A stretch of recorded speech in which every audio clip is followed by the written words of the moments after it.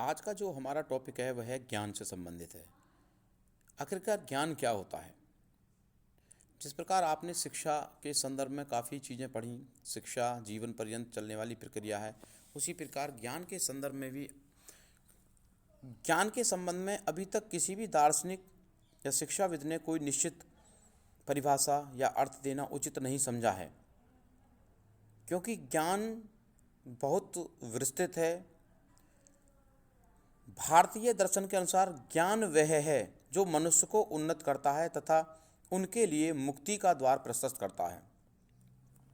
भारतीय दर्शन कहता है यानी मनुष्य को जो प्रोग्रेसिव वे पर ले जाए, मनुष्य की वह नॉलेज, वह विवेक जो व्यक्ति को प्रोग्रेसिव वे पर ले जाए, उसको प्रोग्रेसिव वे दिखाए, वही ज्ञान है। जबकि शंकराचार्य जी ने के अनुसार ब्रह्मा को सत्य जानना ज्ञान है और वस्तु जगत को सत्य जानना अज्ञान है। शंकराचार्य जी का मानना है कि जो ये वस्तु जगत है ये नश्वरवान है, इसका नाश हो जाएगा, इसको जानना ज्ञान नहीं है, बल्कि जो आध्यात्मिक जगत है, जो इस संसार से परे है, उसको जानना ही क्या है, ज्ञान है। बौद्ध दर्शन के अनुसार सांसारिक दुखों से छुटकारा पाना ही क्या है, ज्ञान है। अगर हम सांसारिक दुखों से छुटकारा पा लेते हैं तो वही क्या है, हमारा ज्ञान है। ज्ञान के जो सोर्स ऑफ नॉलेज आखिरकार हमें ज्ञान कहाँ कहाँ से मिलता है। सबसे पहले है परसेप्शन, प्रत्यक्षीकरण, यानी कि ज्ञानेंद्रियाँ ज्ञान का द्वार हैं। जितना हम अपनी ज्ञानेंद्रियों के माध्यम से सीखते हैं, इतना हम किसी के द्वारा बताए गए ज्ञान से अर्जित नहीं कर सकते हैं। हमारी 5 ज्ञानेंद्रियाँ हैं, कान, नाक, जीभ, आँख और त्वचा। हम जितना ज्ञान इनसे लेते हैं, इनके बराबर हम ज्ञान किसी से भी नहीं ले सकते हैं। तो इसलिए ज्ञानेंद्रियों को ज्ञान का द्वार कहा गया है। नेक्स्ट है लॉजिकल थिंकिंग, तार्किक विश्लेषण।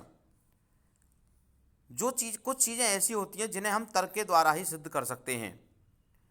आपस में तार्किक चिंतन के द्वारा, आपस में तर्क करके किन्हीं चीज़ों का निष्कर्ष निकाला जाता है।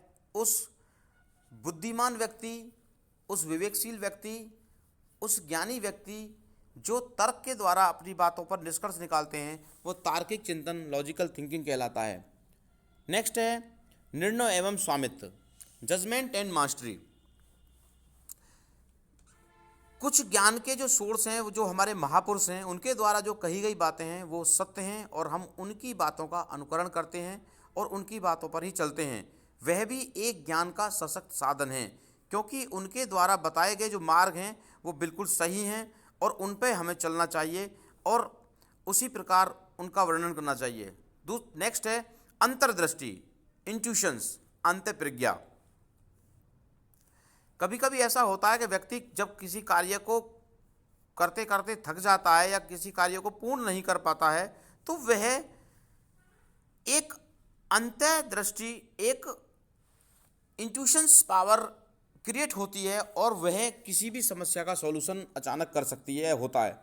कई बार आपके साथ भी ऐसा हुआ होगा, जब कोई समस्या होगी और उसका कोई समाधान नहीं निकल रहा होगा, तो लगातार चिंतन करने के बाद भी एक आंतरिक शक्ति, इन्नेट पावर ने आपको एक ऐसी दिशा प्रदान की होगी जिससे आपने उस समस्या का समाधान कर लिया होगा। ज्ञान के प्रमुख सिद्धांत, some theories of the related the knowledge. पहला है बुद्धिवाद। बुद्धिवादियों का मानना है कि जिस व्यक्ति में बुद्धि है वही ज्ञानी है, अर्थात वह अपनी बुद्धि के द्वारा कोई भी कार्य आसानी से कर सकता है। इसी के संदर्भ में अनुभववाद कहते हैं कि नहीं, बुद्धि जैसी कोई चीज़ नहीं होती है, बल्कि जो हमारे अपने एक्सपीरियंस, तजुर्बा, अनुभव है, अनुभव ही ज्ञान का सशक्त साधन है, क्योंकि अनुभव हमें नित्य प्रतिदिन कुछ ना कुछ नया ज्ञान देता है। समीक्षावादियों का मानना है कि बुद्धि का होना भी जरूरी है और अनुभव का होना भी जरूरी है, अर्थात ज्ञान के लिए बुद्धि और अनुभव का होना दोनों का ही जरूरी है। धन्यवाद।